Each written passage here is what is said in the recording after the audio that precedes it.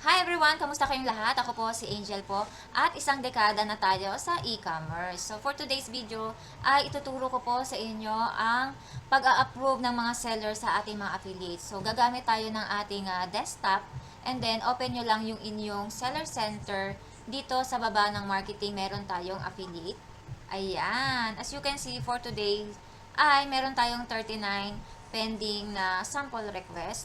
Meron din kayo makikita dito na creator messages, mga message yan ng mga content creators. May mga samples na hindi pa naka-enabled, so trabaho natin din yan.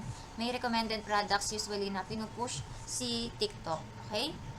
And then later on, siguro on my next video, ituturo ko kung paano natin gamitin itong apat na tabs sa taas. So yon, dito muna tayo sa sample request. Meron daw 39 and ang kagandahan kasi dito kay TikTok, makikita nyo yung performance ng bawat applicants, diba? As you can see dito, ito si Ma'am Ses, meron na siyang 1M na GMV for 30 days. Kaya meron na rin siyang 2.7 million followers at ang nire-request niya ay customized pillow. Ito yung customized hotdog pillow natin. Bestseller din tong customized face pillow.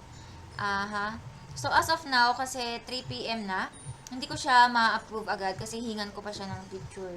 Yun. Na-check ko na siya kanina, hindi pa siya nagsasend ng picture.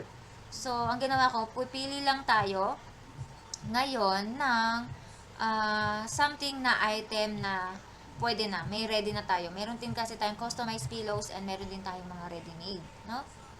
So, yun. Pili tayo. Katulad nito, si Ma'am Brilliant Joy. Yan. Makikita nyo rin, sa isang tao, apat agad yung nire-request niya, no? So, and then, makikita nyo rin dito kung ilang percent yung binigay niya sa kanyang commission, SKU, may expired itong mga request nila in 7 days. So, kailangan reviewin na natin. Yan, sayang din, no?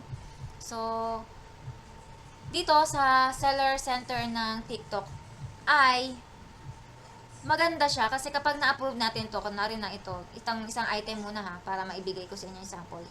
For example, ma-approve natin tong isang item na to, papasok siya agad dun sa my orders, which is good for us na meron tayong mga staff na nagpa-process ng mga ito, di ba?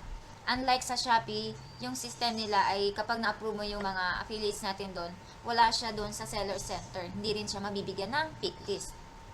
For example, approve natin tong isa. Since confident ako na may stock tayo niyan, masiship yan agad kahit 3 PM na ng hapon. So, yun. Pag na-approve yun, mawawala na yan dyan. And then, mapupunta siya sa ready to ship.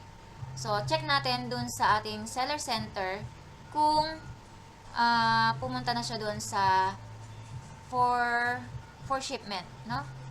Ayan. Kapag ganitong oras kasi hapon na, halos tapos na namin lahat ng due. And then, yun. As you can see, nandito na siya. Yung in-approve natin na Zoe. Alright. And then, as you can see, ito yung tatlo natin na in-approve kanina.